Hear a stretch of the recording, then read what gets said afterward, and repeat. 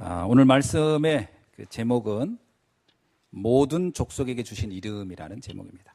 14절에 보니까 이름으로 내가 하늘과 땅에 있는 각 족속에게 이름을 주신이라는 말씀으로부터 이 본문의 말씀이 시작됩니다. 왜 하나님은 모든 민족에게 이 이름을 주셨을까 하는 겁니다. 대부분 사람들은 미래에 대한 두려움과 염려 속에 있습니다. 그래서 이 두려움에 잡혀 있기 때문에 사실은 오늘을 제대로 누리지 못합니다. 최근에 만난 몇 분을 제가 이렇게 보면서 공통적으로 느낀 게 있었습니다. 두려움입니다. 미래에 대한 두려움이 너무 많아요. 불신자들이 미래에 대한 두려움을 갖는 것은 당연한 겁니다만 하나님의 자녀는 가질 필요가 없습니다. 왜냐하면 우리의 인생은 하나님의 영세전에 나를 택하여 부르셨다고 했기 때문에 부르신 하나님이 나의 미래도 완전한 계획 속에 인도해 가고 계시기 때문에 걱정할 필요가 없습니다. 우리가 왜 걱정합니까? 물론 미래를 보지 못했으니까 그럴 수 있지만 확실한 것은 내 인생을 내가 어떻게 해보려겠다는 생각에서 두려운 겁니다. 내가 나의 인생을 어떻게 하려고 하니까 지금 내 수준을 내가 알거든요. 그래서 내 수준이 그 미래를 바꿀 수 있는 힘이 없다는 걸 본인이 너무나 잘 알기 때문에 미래를 생각하면 생각할수록 자꾸 두려운 거예요. 그러나 성경은 이렇게 말합니다. 너의 힘으로 되는 것이 아니고 하나님의 능력으로 되는 것이다. 전능하신 하나님이 우리에게 말씀으로 너와 영원히 함께 하겠다고 얘기하셨어요. 그래서 여러분은 미래를 두려워하지 않기를 주의 이름으로 축원합니다. 왜냐하면 오늘 주님이 나와 함께 하기 때문에요. 하나님의 자녀는 하나님의 절대적인 주권을 믿으시기를 바랍니다. 이게 성도의 아주 중요한 비밀이에요. 하나님은 우리의 미래를 다 당신의 절대 주권 속에 붙잡고 계시다. 생사화복의 주인이 하나님이십니다. 그래서 우리도 모르게 미래에 대해서 갖는 그 공포, 그것은 사단이 준 겁니다. 사단에서부터 온 거예요. 마귀는 뭐라 했냐? 창세기 3장에서 네가 네 운명의 주인이다. 자꾸 네가 하나님같이 되어 네가 눈이 밝아지면 선악을 분별하게 될 것이다. 이 말이요, 아주 매력적인 말인데 엄청난 거짓말입니다. 우리는 내 인생에 내가 주인 못 돼요. 절대로 주인이 될 수 없습니다. 주인이 됐으면 지금까지 이렇게 살질 않았어요. 그렇죠? 지금까지 이렇게 안 살았다니까. 저도 제 인생을 만약에 내가 주인이었다면 과거를 볼 때 나 과거에 그렇게 안 살았을 거예요. 내 인생 내가 주인이 아니기 때문에 아무리 힘쓰고 노력해도 내 계획대로 뜻대로 되는 게 아니고 어떤 보이지 않는 정해진 룰대로 갔단 말이에요. 성경은 뭐라고 하냐? 요한복음 8장 44절 불신자를 가리켜 말하길 너희 압이 마귀에서 나왔다는 거예요. 하나님을 떠난 인생은 모두 마귀에게 조종당하고 지배된 인생이었다는 거죠. 그래서 내 마음대로 안 됐던 겁니다. 그 상태를 아직도 가지고 있다면 자꾸 미래는 두려운 겁니다. 그러나 하나님이 나의 주인이시고 하나님이 나와 함께 한다는 것이 정말 믿어지신다면 우리의 미래는 두려워할 이유가 없는 줄로 믿습니다. 그럼 어떻게 하나님이 나와 함께 합니까? 하나님이 함께하는 비밀을 우리에게 알려줬어요. 그게 뭐냐? 그리스도를 통하여 하나님은 나와 함께 하겠다고 그랬어요. 그래서 우리가 예수가 그리스도라고 하는 이 비밀만 제대로 알면 하나님은 나와 영원히 함께하는 그 비밀 속으로 들어가게 되는 줄로 믿습니다. 많은 사람들이 이 하나님이 나와 함께 한다는 것에 대하여 듣고 믿는 것 같으면서도 자꾸 두려움에 있고 염려에 있는 이유는 뭐냐? 과거의 경험이 내게 너무 강하게 각인되어 있어 그래요. 그래서 과거의 상처들이 마치 오늘의 나와 나의 미래를 조종할 수 있을 거라고 생각합니다. 사실 이 과거의 사건들은 자세히 보면요, 과장되어 있는 것이 대부분입니다. 그래서 우리의 과거의 기억은 대부분이 과장되어 있어요. 과장된 기억이에요. 재밌는 얘기를 하나 제가 제 경험 얘기인데, 제가 어렸을 때 학교를 갈 때, 초등학교를 갈 때 언덕을 하나 넘어서 이렇게 걸어갔던 기억이 나는데, 그 언덕이 굉장히 높았어요. 근데 그 길이 국수당이라는 길로 가는 길목이었어요. 왜 국수당이 뭐냐면, 원래는 굿당인데, 구수라는 당인데 이제 충청도 사투리가 이렇게 늘어지니까 굿당이 국수당으로 된 거예요. 나는 그게 국수 끓여주는 곳인 줄 알았는데 알고 봤더니 굿당이었더라고요. 근데 그 언덕이 꽤 높았다고 느꼈어요. 비가 오거나 눈이 오면 그걸 넘어가는 게 그렇게 힘들더라고요. 그래서 어쩌다 내가 꿈을 꾸다가 어떤 이렇게 그 악몽에 시달리냐면, 그 언덕을 못 넘어가는 거예요. 꿈속에서 자꾸 거기서 이렇게 내려오는 꿈을 꾸는 거예요.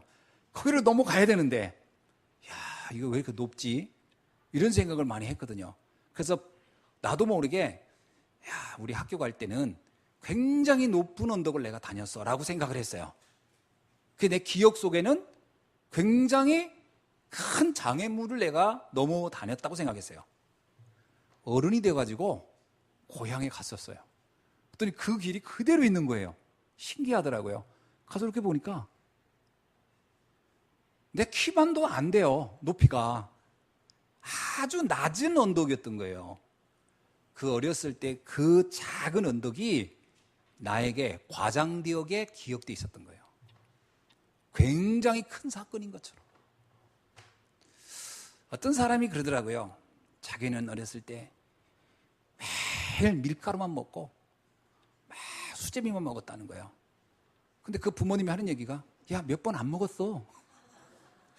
자기의 기억에는 매일 먹었다고 기억이 돼 있는데 실상은 몇 번 안 먹었던 거예요.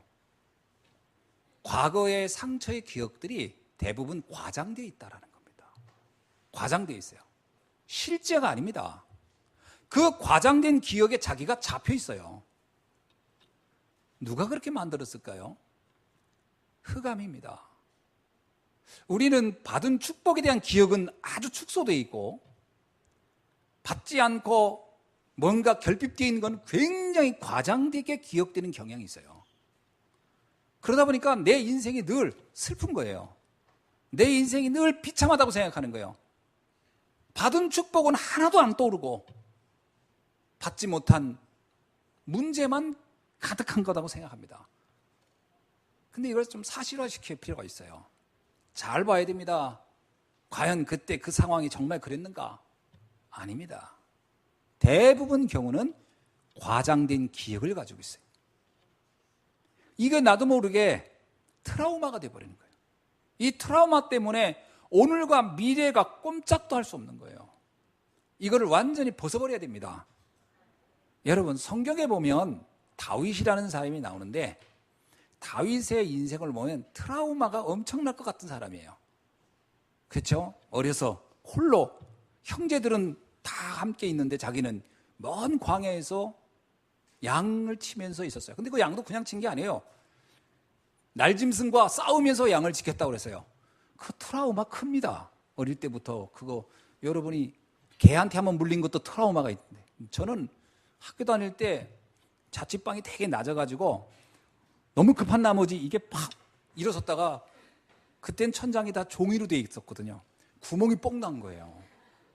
근데 공교롭게 그 순간 쥐가 떨어졌어요.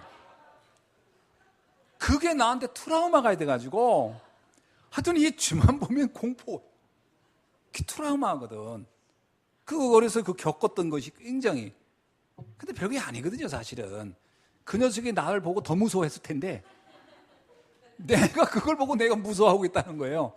아니, 그 녀석이 나보고 더 무서워가지고 방 안에서 난리가 났었거든. 그럼 트라우마는 쥐가 가졌어야지 내가 가지고 있었단 말이에요. 우리는 굉장히 뭔가 착각하는 경우가 너무 많습니다. 과거가 과장되어 있고요, 오해되어 있는 경우가 많습니다. 이 다윗을 보세요. 얼마나 트라우마가 있을 것 같은가. 거기다가 사울왕한테 막 쫓깁니다. 사울이 그냥 사람들 시켜가지고 한번 언젠가 잡아와라 이것도 아닙니다. 숨을 수가 없을 만큼 왕이 자기 추적자를 이끌고 자기를 따라오는 거예요. 죽이려고. 이게 얼마나 큰 트라우마입니까? 그런데 다윗이 뭐라 합니까? 여호와는 나의 목자시니 나는 부족함이 없다. 여호와는 나의 산성이요 나의 요새시요 나의 방편이라. 여러분, 요새가 뭡니까? 요새 아시죠? 적과 싸울 때 난공불락의 그런 그 보호막을 딱 만드는 게 요새예요. 적이 절대로 침범할 수 없도록 단단하게 겹겹이 나를 보호하게 만든 게 요새 아닙니까? 그런데 뭐라고 얘기하냐면 다윗은 하나님이 내 인생의 요새라는 거예요. 나를 겹겹이 보호하시는 분이라는 거예요. 그래서 이분은 트라우마가 없어요. 여러분, 그래야 오늘을 누리고 미래를 승리하게 되는 줄로 믿습니다. 이 트라우마에 잡혀버리면 나는 초라하고요, 세상은 커 보이고 무섭고 두렵고, 그래서 거기서 나는 계속 상처를 받는 거예요. 마음의 상처, 정신의 상처. 그럼 뭐로 갑니까? 육신의 문제로 팍 쳐버리는 거예요. 이걸 빨리 뒤바꿔야 돼요. 하나님은 나의 목자시고 나의 산선시고 나의 요새시며 나의 방패시라. 고백하는 날이 되길 주의 이름으로 축원합니다. 하나님이 나를 지키신다고 그랬어요. 내가 영원히 너와 함께하리라. 내가 눈동자처럼 너를 보호하리라. 이 언약이 여러분에게 주신 하나님의 약속으로 붙잡기를 주의 이름으로 축원합니다. 하나님의 자녀는 절대 망할 수 없어요. 바울이 말하기를 죽음도 하늘에 있는 권세도 땅에 있는 그 어떤 것도 하나님의 이 사랑에서 나를 끊을 수가 없으리라. 아멘. 그래야 트라우마를 뛰어넘는 겁니다. 있었겠죠. 상처 있었겠죠. 문제 있었겠죠. 그러나 과장된 경우가 많고 또 설사 그것이 굉장히 심각한 문제라 할지라도 하나님이 그 문제보다 크신 분이 나와 함께 하시기 때문에 넘어서는 비밀을 다시 한번 확인하는 아침이 되길 주의 이름으로 축원합니다. 그러면 아무것도 문제되지 않아요. 주님이 또 뭐라고 합니까? 내가 너와 함께 할 뿐만 아니라 너의 모든 가는 길을 내가 지켜주리라. 걱정할 필요가 없는 거죠. 그래서 영적인 사실을 여러분이 기억해야 돼요. 하나님은 영으로 우리와 함께 한다는 거예요. 누구와 함께 할 겁니까? 예수가 그리스도라고 믿는 하나님의 자녀는 하나님이 함께 하는 것이죠. 그래서 다윗은 이런 비밀을 너무나 잘 알고 있었기 때문에 그는 조금도 흔들리지 않았어요. 요셉도 마찬가지입니다. 요셉도 형들에게 미움을 받고 노예로 팔려가고, 그리고 가서 억울하게 누명 쓰고 감옥에 가고, 정말 상처받을 수 있는 트라우마, 그 과거의 문제에 잡혀서 한 발짝도 옴짝달싹할 수 없을 상황이 분명히 있었을 텐데 요셉은 그렇게 보지 않습니다. 하나님께서 미리 나를 보내셨다는 거예요. 애굽을 살리고 가문을 살리라고 완전히 새롭게 해석한 겁니다. 왜 그럴까요? 나는 절대로 망할 사람이 아니라는 믿음이 있었기 때문입니다. 이 믿음이 여러분에게 있어지길 주의 이름 축원합니다. 지금 내게 보이는 문제는 문제가 아닙니다. 그거는 하나님의 놀라운 축복을 확인할 절호의 찬스예요. 아멘입니까? 내가 혹시 어떤 심각한 문제가 있습니까? 하나님의 능력을 체험할 절호의 기회가 주어졌음을 확인한 귀한 아침이 되기를 주의 이름으로 축원합니다. 사람이 문제가 있어 봐야 그 문제를 뛰어넘는 힘이 내가 있음을 또 확인하는 거예요. 그래서 원래 이렇게 테스트를 받는 거는 준비된 사람은 테스트가 즐거운 겁니다. 준비가 안 된 사람은 테스트가 굉장히 부담스러운 거죠. 하나님이 나와 함께하며 나의 인생을 끝까지 책임진다는 것이 여러분이 정말 믿어진다면 우리의 문제는 문제가 아니라 나의 축복의 현장이요 하나님의 역사를 체험할 기회임을 확인하는 날이 되길 주의 이름으로 축원합니다. 네. 그 모든 비밀의 키가 어디에 있느냐? 그리스도 안에 있습니다. 그리스도를 알아야 비로소 문제는 축복이 되는 거예요. 그리스도를 알아야 사건은 응답이 되는 거예요. 그리스도를 알아야 과거의 모든 상처는 발판이 되고 기회가 되고 축복으로 바뀝니다. 그래서 오늘 본문이 뭐냐? 모든 족속에게 주신 이름이에요. 그 이름이 뭐냐? 이거예요. 성경에 보면 하나님의 이름 이런 표현이 많이 나옵니다. 근데 그 하나님의 이름이 사실은 하나님이라는 것은 그냥 신이란 뜻입니다. God. 그러니까 신이에요. 그래서 모세가 그랬어요. 하나님께 하나님은 누굽니까? 이렇게 물었어요. 그랬더니 하나님이 뭐라기를 난 스스로 있는 자다. 그렇게 말한 거예요. 아마 모세는 이름을 물었는데 하나님은 존재를 물었죠. 나는 그냥 나다. 이렇게 말했어요. 근데 그 하나님이 이름을 말했어요. 그 이름이 뭐냐라는 거예요. 이사야 7장 14절에 이런 말씀이 있습니다. 보라 처녀가 잉태하여 아들을 낳을 것이요 그 이름을 임마누엘이라 하리라. 이거는 그 이름이 갖는 비밀을 말한 겁니다. 그 이름이 갖는 비밀이에요. 그 이름이 뭐냐면 아직 이름을 설명을 안 했어요. 구약 성경에는 이름이 있다. 그런데 그 이름은 아직 비밀에 붙였어요. 근데 그 이름의 주인공에 대한 표현들을 여러 가지로 했어요. 여자의 후손이다. 처녀가 잉태하 아들을 낳으니 그 이름을 임마누엘이 하리라. 희생제사 뭐 이런 단어들로 그 이름을 나타내는 이름을 찾아낼 수 있는 비밀의 단서들을 곳곳에다가 하나님은 예언했습니다. 마태복음 1장 21절로 23절에 보니까 아들을 낳으니 그 이름을 예수라 하라 그랬어요. 그렇습니다. 하나님이 보내실 하나님이 말씀했던 그 이름이 뭐냐? 그 이름이 예수라는 거예요. 예수는 하나님의 이름입니다. 그래서 하나님과 예수님은 동일한 분이에요. 그 나타남의 표현이 다를 뿐입니다. 원래 삼위일체를 제가 설명을 이렇게 했죠.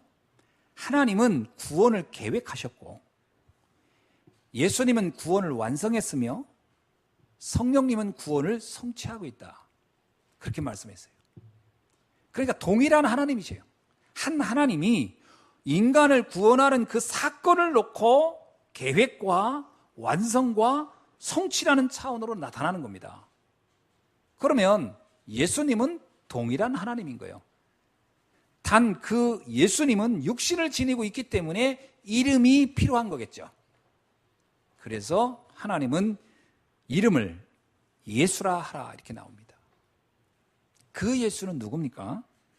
그 하나님의 이름인 예수는 그리스도의 일을 하러 오신 분입니다. 그래서 하나님의 이름을 예수 그리스도라고 하는 거죠. 요한복음 5장 43절에 말하기를 나는 내 아버지와 하나다 그렇게 나와요. 하나님과 예수님이 동일하다는 거예요. 그 말의 뜻은 뭡니까? 나는 동일한 능력과 권세가 있다라는 거예요. 그래서 우리가 예수 그리스도를 아는 순간 하나님의 능력과 권세가 나의 삶 속에 개입되기 시작하는 줄로 믿습니다. 그게 중요한 비밀이에요. 우리가요 크리스찬이라는 것은 뭐가 크리스찬입니까? 어떤 사람들은 기독교인이 되는 거는 교회에서 뭐 봉사하고 뭐 희생하고 헌신하고 뭔가를 많이 뭐 안 하고 참고 그런다고 생각하더라고요. 아닙니다. 그리스도가 된다는 것은 하나님의 능력 속으로 들어가는 겁니다. 그게 그리스도인이에요. 그리스도인이 된다는 것은 하나님의 축복 속에 능력 속에 권세 속에 하늘과 땅의 모든 권세를 가진 그분의 그 어마어마한 존재 속에 내 인생이 들어가는 것을 말하는 거예요. 그래서 예수를 그리스도로 믿는다고 하는 것은 엄청난 비밀과 축복이 있는 줄로 믿습니다. 그래서 요한복음 5장 43절에서 뭐라고 나오냐면 나는 내 아버지의 이름이다 이렇게 얘기하며 내가 누구냐? 아버지의 이름이라는 거예요. 예수님이 이렇게 말합니다. 하나님의 이름이 나라는 거예요. 얼마나 놀라운 일입니까? 그래서 오늘 우리는 이 그리스도의 이름의 비밀을 붙잡고 승리하는 날이 되길 주의 이름으로 축원합니다. 그래서 에베소서 3장 14절 오늘 말씀에 뭐라고 나오냐면 내가 하늘과 땅의 모든 족속들에게 이 이름을 주셨다라는 거예요. 왜 그 이름이 필요하냐? 모든 민족이 하나님의 능력이 필요하기 때문입니다. 모든 사람은 하나님의 은혜가 필요하기 때문에 그 이름을 주신 거죠. 그래서 예수 그리스도의 이름의 축복을 우리는 알아야 합니다. 요한복음 1장 12절에 뭐라고 나오냐? 영접하는 자, 그의 이름을 믿는 자들에게는 하나님의 자녀가 되는 권세를 주셨느니라. 예수가 그리스도시요 하나님의 본체이시며 하나님과 동등된 분이시구나 하고 믿는다면 그 믿는 순간에 하나님의 자녀가 되는 축복이 임하는 줄로 믿습니다. 자, 하나님의 자녀란 말이 뭡니까? 여러분의 자녀와 이웃집 아들, 이웃집 딸하고 차이가 뭐죠? 뭔 차이 있습니까? 자녀는 내가 삶의 모든 것들을 통해서 보호하고 지키는 의무를 갖습니다. 그게 자녀예요. 남의 자녀는요, 그냥 잘 되면 좋고 안 되면 어쩔 수 없는 거예요. 그게 자녀와 타인의 차이입니다. 하나님이 뭐라고 하면 너는 나의 자녀라는 거예요. 내가 너를 지키겠다는 거예요. 이것이 믿어지기를 주의 이름으로 축원합니다. 저는 한 번도 제가 하나님의 자녀라는 생각을 옛날에는 못 해봤어요. 그래서 사실 교회 와서요, 기도할 때 하나님 아버지 그러잖아요. 그럼 엄청 쑥스러웠어요. 아이, 아버지는 분명히 육신의 아버지 있는데 또 어디다 또 아버지 하려니까 되게 부끄럽더라고요. 그래서 이랬어요. 하나님 아버지 그거 못하겠더라고. 그 아버지 이 말을 못하겠더라고. 너무 부끄러워가지고. 왠지 그게 막 쑥스러운 거예요. 왜냐? 하나님과 나와의 관계가 형성이 안 된 거예요. 내가 영적으로 내가 하나님의 자녀다, 이게 믿어지지가 않으니까 이 기도가 안 되는 거예요. 어느 날 내가 영접이라는 것을 통하여 신분이 바뀐 걸 확신했어요. 아, 예수 그리스도를 믿을 때 하나님 자녀가 되는 거구나 믿고 예수님을 내 마음의 구주로 영접을 했습니다. 그랬더니 그날로부터요, 아, 하나님 아버지 이렇게 기도하면요, 이게 부끄러운 게 아니라 굉장히 자랑스럽고 힘이 되고 행복한 거예요. 완전히 바뀌는 거예요. 신기하죠. 마상 아닙니까? 야, 이웃집 아저씨한테 아버지라고 하려 보세요. 그거 정말 못할 말인데, 근데 친부모한테 아버지 하는 건 너무 자연스러운 거예요. 그렇죠? 그 차이예요. 내가 그거 알겠는 거예요. 아, 그동안 하나님은 나에겐 아저씨였구나. 그냥 아저씨였던 거, 아저씨, 이웃집 아저씨. 그러니까 그 아저씨한테 아버지 하려니까 이게 막 부끄러워서 안 되는 거예요. 근데 하나님이 나의 주인이 되시고 나의 아버지가 되는 날로부터 영적인 그 깊이가 확 바뀌는 거예요.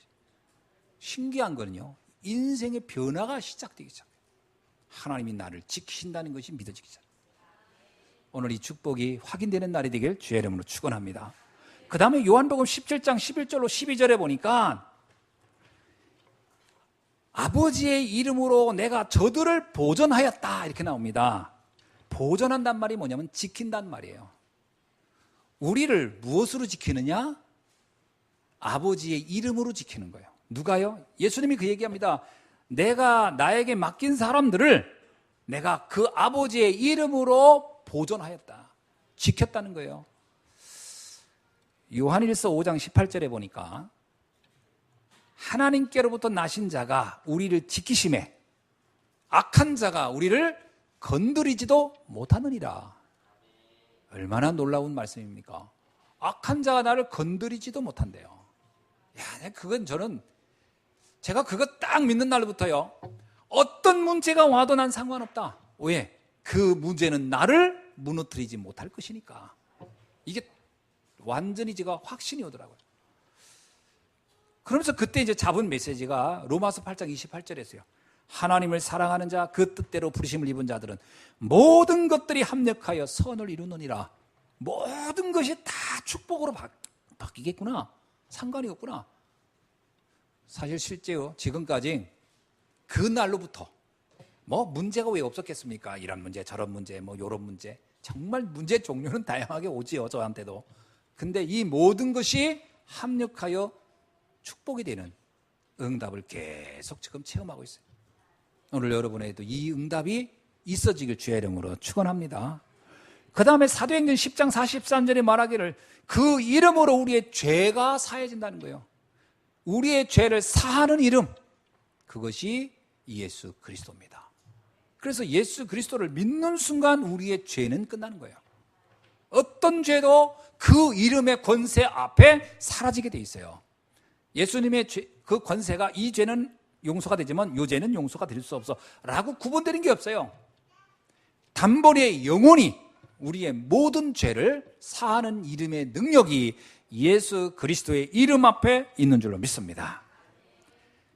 로마서 10장 13절에는 뭐냐? 구원을 얻는 이름이라. 그 이름은 우리를 구원을 주시는 이름이라는 거예요. 어디서부터 구원입니까? 사단의 올무에서요. 어디서부터 구원입니까? 마귀의 권세에서 나를 구원한다는 거예요. 어디서요? 지옥의 배경에서요. 어디서요? 재앙의 모든 배경에서 나를 빼내는, 나를 구원하는 능력이 그 이름 앞에 있다. 예수 이름의 권세로 우리는 지옥에서 천국으로 이미 우리의 신분과 모든 배경은 바뀐 줄로 믿습니다. 예수 그리스도의 이름의 권세가 죄와 사망의 법에서 너를 해방하였습니다. 해방된 거예요. 그 이름 자체가 갖는 권세는 어마어마합니다.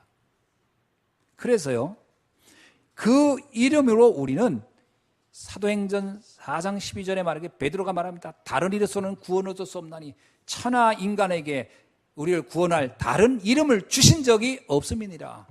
오직 유일한 이름, 단 하나의 이름, 우리를 구원할 이름은 예수 그리스도 외에는 없다는 거예요. 그래서 예수가 그리스도라고 믿는 그 믿음을 가진 여러분은 영원한 구원의 축복 속에, 영원한 하나님의 보호 속에 있는 줄로 믿으시기 바랍니다. 아멘. 세 번째는 뭐냐? 예수 그리스도의 이름의 권세를 알아야 합니다. 여러분, 그래서 오늘 에베소 3장 14절로 15절은 모든 족속에게, 심지어는 뭐라고요? 하늘에 있는 것과 땅에 있는 각 족속에게, 하늘과 땅에 있는 모든 족속이란 뭐예요? 이 땅의 모든 피조물에게 이 이름이 필요하다, 이 말을 하는 거예요. 왜 필요합니까? 누가복음 10장 17절 보니까 귀신을 쫓는 이름입니다. 제자들이 말합니다. 주의 이름이었더니 귀신들이 다 떠납니다. 맞습니다. 우리에게 재앙과 저주를 갖다주는 어떤 흑암의 세력도 그 이름의 권세 앞에서는 완전히 영원히 떠나는 줄로 믿습니다. 이게 참, 이 이름의 능력은 어마어마합니다. 이 흑암이 우리에게 갖다 준 게 뭐죠?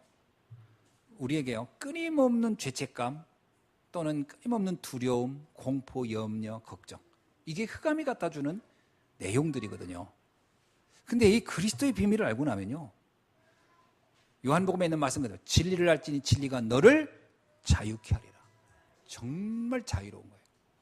어저께 우리 집사님 덕분에 이렇게 만나가지고 메시지를 함께 할 수 있는 분을 만났는데, 그분이 말씀을 듣고 나서 그러더라고요. 너무 마음이 평안하다. 별게 아니에요.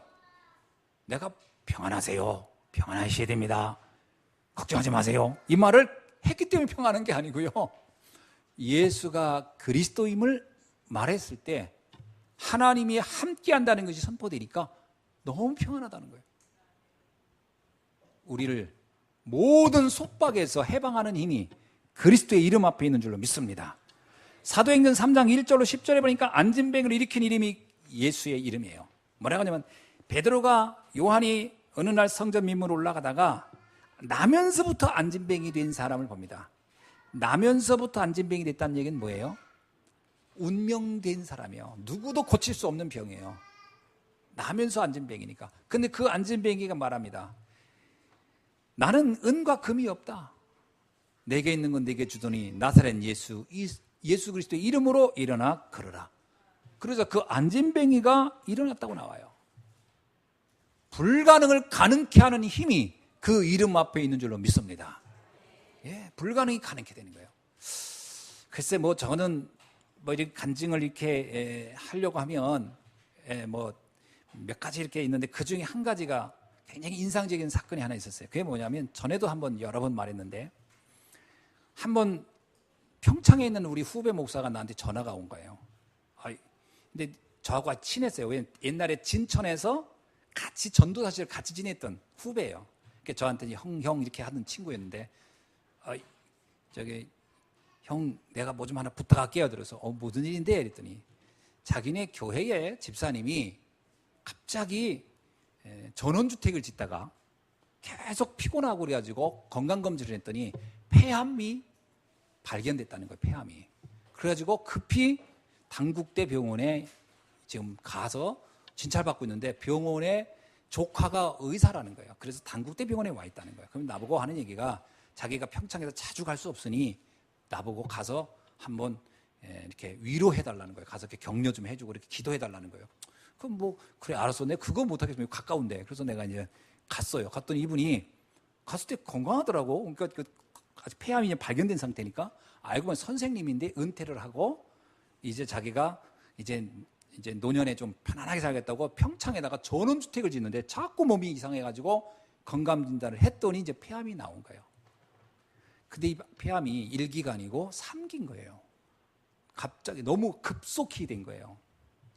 그래서 가가지고서 이렇게 인사하고 그렇습니까? 그리고 이제 한번 뭐 말씀도 전하고 예배도 드리고 그랬는데 그 여동생이 외국에서 있다가 오빠가 그렇게 됐다니까 들어왔는데 두 번째 가니까 못 들어가게 하는 거예요. 그러니까 위험하다는 거예요.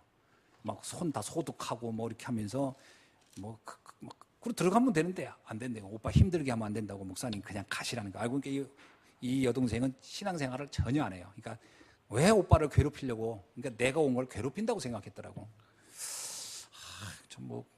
내가 괴롭히려고 생각한 건 아닌데 오지 말라고 그래가지고 알았다. 이제 그랬는데 그분의 부인이 무슨 소리냐고 왔는데 오시라고. 그래서 들어갔어요. 갔더니 상태가 한 주가 2주 만에 갔는데 급속히 안 좋아진 거예요. 그래서 거기서 제가 메시지를 한 겁니다. 인간은 모두 하나님을 떠나서 모든 사람은 문제가 온다. 그 중에 이 질병도 그 중에 하나일 뿐이다. 하나님의 능력은 암이나 감기나 별반 다르지 않다. 창조주는 감기라고 별게 아니고 감기는 뭐 대수죄 아니고 암이라고 창조주가 두려워하냐 그런 거 없다. 하나님의 능력은 동일하다.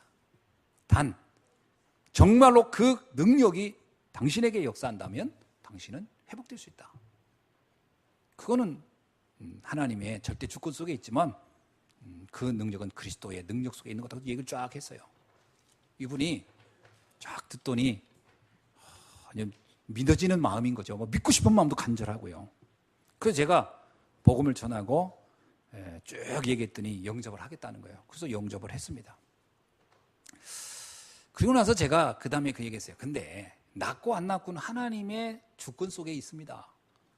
그랬더니 안 떼요. 내가 그래도 건강을 너무 젊으니까요. 건강을 회복하고 이렇게 주의를 하면서 살면 참 좋겠죠 했더니 웃으시더라고. 그래서 내가 그래서 근데 하나님이 구원을 받았으니까 이제 천국에 가실 거다. 근데 치유는 또 다르다.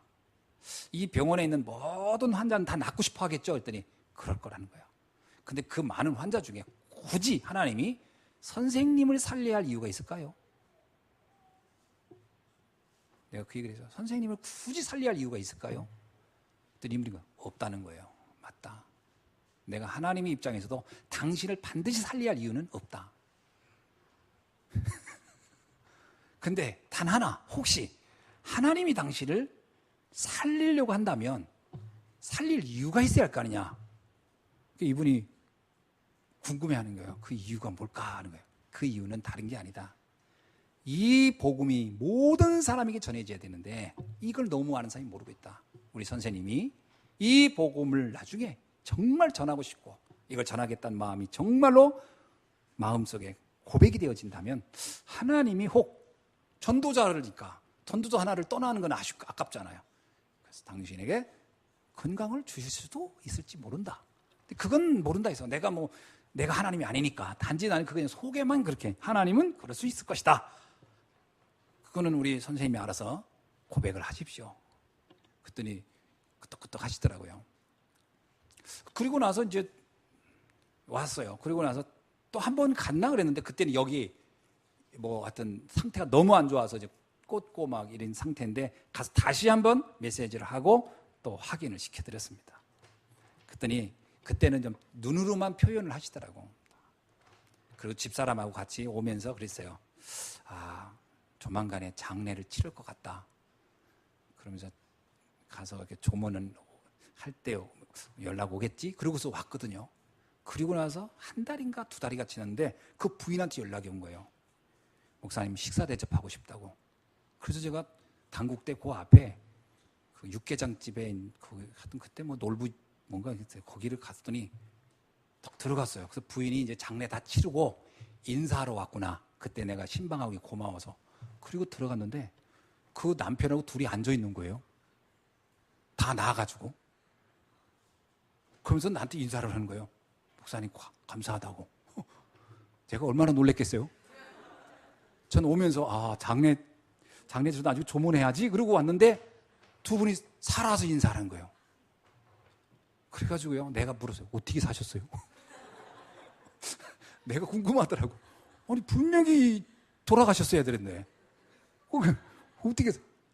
자기가요, 그 목사님 메시지를 듣는데 너무 가슴이 막 아프더라는 거예요. 그래, 내가 신앙인인데 하나님 앞에 한 게 아무것도 없구나. 나는 너무 부끄럽다. 그래도 내가 구원해 주신 것만 해도 난 너무 감사하다. 그래도 내가 천국은 갈 수 있으니 얼마나 감사하냐. 그러면서 무슨 생각이냐면 정말 하나님의 은혜가 너무 귀하고 크다. 이 생각을 딱 했다는 거예요. 그러고 나서 이분이 기절한, 자기는 의식이 없대. 한참 있는데 사람이 흔들면서 깨더라는 거예요. 무슨 생각 했더니 막 소리가 막 나더래. 막 뭐 우는 소리도 나고 막 자기가 죽은 줄 알고 이제 뭐 장례 준비하고 막 그런 거지. 그런데 눈이 딱 떠지는데 너무 배고프더래요. 그래서 먹을 것 좀 달라고. 소리가 안 나가지고 막 종이로 써가지고 그랬더니 죽 갖다 주더래.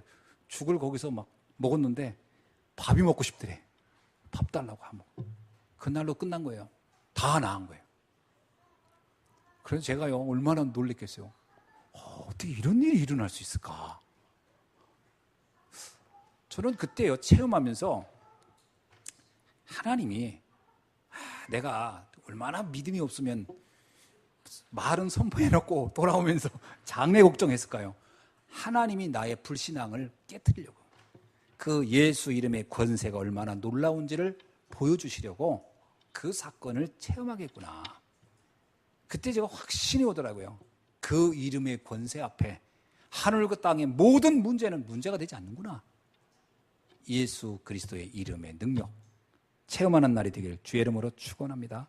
그래서 빌립보서 2장 9절로 11절에 보니까 그 이름 앞에 만물이 복종한다라고 말씀하고 있어요. 한번 읽어봅시다. 빌립보서 2장 10절로 9절로 11절 말씀을 보겠습니다. 빌립보서 2장 9절로 11절 말씀. 이러므로 하나님이 그를 지극히 높여 모든 이름 위에 뛰어난 이름을 주사 하늘에 있는 자들과 땅에 있는 자들과 땅 아래에 있는 자들로 모든 무릎을 예수의 이름에 꿇게 하시고 모든 입으로 예수 그리스도를 주라 시인하여 하나님 아버지께 영광을 돌리게 하셨느니라. 아멘. 만물을 복종케 하는 이름. 그 무슨 얘기입니까? 만물을 지배하는 힘이라. 그 이름이 예수 그리스도의 이름 앞에 있는 줄로 믿습니다. 요한복음 14장 13절로 14절에도 말씀하기를 너가 전에는 내 이름으로 기도하지 않았으나 이제는 내 이름으로 기도하라. 그러면 내가 이루리라. 우리의 기도 응답의 모든 비밀도 그 이름의 권세 앞에 이루어지는 줄로 믿습니다. 이게 오늘 만민에게 주신 이름인 거예요. 자, 말씀을 맺습니다. 이 엄청난 비밀을 누가 알고 있느냐? 저와 여러분이 알고 있는 거예요. 아멘이죠? 그 이름의 능력을 우리가 지금 누리고 있는 거예요. 그래서 우리는 그리스도의 대사입니다. 그 이름의 권세의 대사예요. 그 이름의 축복의 대사예요. 그래서 고린도후서 5장 20절에 우리가 그리스도를 대신하여 사신이 되었다 하는 거예요. 대신하여 사신이 되어 그리스도의 그 축복과 능력과 비밀을 말해줄 사람이라는 거예요. 이게 저와 여러분이에요. 이것을 붙잡고 내가 체험해야 돼요. 여러분, 우리가 가서 전도를 한다는 얘기는 뭡니까? 증인이 되어야 전도가 돼요. 증인이 되어야. 그냥 들은 거 가지고 말하는 것은 증인이 될 수 없어요. 내가 체험을 해야 되는 겁니다. 그러니까 여러분이 복음 안에서 그리스도 알고 난 이후에 내 인생에 진정한 응답이 일어날 때 일어날 수밖에 없어요. 그 이름의 능력은 일어나게 되어 있거든요. 그때 그것을 전하는 대사, 증인의 삶이 시작되는 줄로 믿습니다. 저와 여러분은 그리스도의 대사예요. 그래서 베드로전서 2장 9절에 뭐라고 나오냐? 그러나 너희는 택하신 족속이요 왕같은 제사장들이요 거룩한 나라요 그의 소유가 된 백성이니 이는 너희를 어두운 데서 불러내어 그의 기이한 빛에 들어가게 하시는 이의 아름다운 덕을 선포하게 하려 하심이니라. 그리스도가 삼직을 의미하거든요. 사단을 결박할 왕, 하나님 만나는 길 되시는 선지자, 우리의 모든 저주를 해결하는 참 제사장, 이 왕, 제사장, 선지자의 능력을 선포하는 그 비밀이, 그것을 전할 사람이 우리들이라는 거예요. 여러분이 나가서 그리스도의 복음을 외칠 때 사람에게 붙잡혀 있는 그 현장에 붙잡은 사단이 떠나갈 것이며, 하나님을 떠나 있던 사람들이 하나님을 만나는 일이 일어날 것이며, 그리고 지옥의 배경이 바뀌어 천국의 축복을 누리는 역사가 일어나게 될 줄로 믿습니다. 그게 그리스도의 이름의 대사가 할 일이에요. 여러분 한 사람만 있으면 여러분 가문은 문제가 안 됩니다. 여러분 한 사람만 있어도 여러분이 있는 현장은 바뀔 수밖에 없어요. 그 그리스도의 대사의 축복을 누리길 주의 이름으로 축원합니다. 그래서 이 재앙 만난 시대에 이 흐름을 바꿀 수 있는 건 이 언약을, 이 비밀을 아는 한 사람이 필요한 거예요. 여기 계신 여러분이 바로 그 일을 할 사람들로 하나님은 부르신 줄로 믿습니다. 로마서 16장의 사람들을 보면 그들은 그 한 사람이 한 시대를 바꿨어요. 한 지역을 바꿨어요. 루디아 한 사람으로 빌립보를 완전히 바꿉니다. 이 그리스도의 이름의 권세를 알기 때문에. 그래서 초대교회는 뭐라고 얘기합니까? 그들이 집에 있든지 회당에 있든지 오직 예수는 그리스도를 가르치시기와 전하기를 쉬지 아니했다라고 했어요. 왜냐? 그 이름의 권세를 너무나 잘 알기 때문에. 초대교회 성도들은 그것만을 전하는 일에 인생을 다 건 거예요. 왜냐? 그 안에 모든 게 다 있기 때문에. 그래서 오늘 본문에 뭐라고 얘기합니까? 오늘 에베소서에 보니까 이런 얘기합니다. 19절에 보니까 그 너비와 그 길이와 그 높이와 그 깊이가 어떠함을 깨달아. 여러분, 예수 그리스도라는 이 비밀을요, 그 단어는 아주 간단한 겁니다. 예수 그리스도. 그러나 그 그리스도 안에서 체험하고 누리고 역사하는 것은 정말 사람마다 다 달라요. 천차만별입니다. 그래서 그 너비가 다르고 길이가 다르고 높이가 다르고 깊이가 달라요. 똑같은 그리스도인데 이렇게 다를 수가 있어요. 초대교회 성도들이 누렸던 그리스도, 오늘 우리가 누려야 할 줄로 믿습니다. 그 깊이 높이 넓이를 알아야 돼요. 이걸 그냥 교리적으로 이해해서는 전혀 안 돼요. 그거는 뭐 단어 딱 2개 단어가 뭉쳐진 거 아닙니까? 예수 그리스도. 얼마나 간단합니까? 그러나 그 안에 무궁무진한 비밀이 있음을 여러분이 알아야 됩니다. 그래서 그리스도 이름 앞에는 그 지혜와 지식과 보화가 감추어 있다라고 얘기하고 있는 겁니다. 그 안에 다 감춰져 있는 거예요. 사실 제가 그리스도의 비밀을 이렇게 알고 나서부터 세상 보는 눈이 정말 많이 달라진 것 같아요. 그걸 무슨 책을 많이 읽어서가 아니라 이 복음 안에서 사람을 보는 눈, 사건 보는 눈, 문제 보는 눈, 과거 보는 눈, 현재 보는 눈, 미래 보는 눈, 이게 싹 바뀐 것 같아요. 그래서 제가 이게 엄청난 거구나. 그 옛날에는 내가 무슨 생각하고 살았지 했더니 생각이 없었어. 생각이 없었어. 그래서 옛날엔 내 뇌가 깨끗했어요. 뭐 없었으니까 아무 생각 없이 살았던 것 같아. 저는 우리 랩런트들 보면 옛날에 나를 보는 것 같아. 깨끗해. 아주 깨끗해. 아무것도 없어. 백지 상태야. 아주. 거기에 몇 개 아직 있지. 게임. 이렇게. 몇 개에만 각인돼 있어. 그 몇 개 딱. 아주 간단해. 복잡한 거 하나 없어요. 거의 책도 안 읽으니까 너무 깨끗해. 근데요, 그리스도 알고 나니까 정말 무궁무진해요.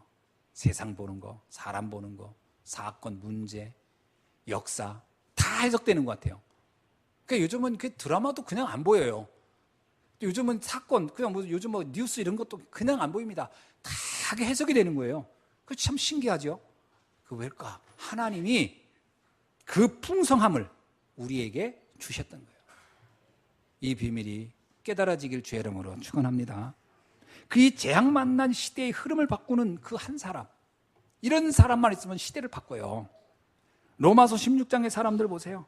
그들이 그 시대의 교회를 살리고 그 시대의 현장을 살리고 그 시대의 후대를 다 살려서 천년의 응답을 받았던 사람들이에요. 오늘 이 응답이 여러분에게 있어지길 주의 이름으로 축원합니다. 그래서 이사야 60장 22절의 말씀으로 오늘 말씀을 맺으려고 합니다. 그 작은 자가 1000명을 이루겠고 그 약한 자가 강국을 이룰 것이니 때가 되면 나 여호와가 속히 이루리라. 약한 것이 문제가 되지 않습니다. 연약한 것이 문제가 되지 않아요.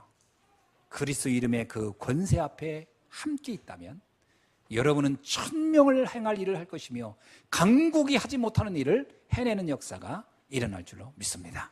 기도하겠습니다. 하나님 감사합니다. 오늘 주신 말씀을 통하여 다시 한번 하나님이 주신 그 놀라운 비밀과 축복이 예수 그리스도 그 이름의 권세 앞에 있음을 다시 한번 확인할 수 있게 하시니 감사합니다.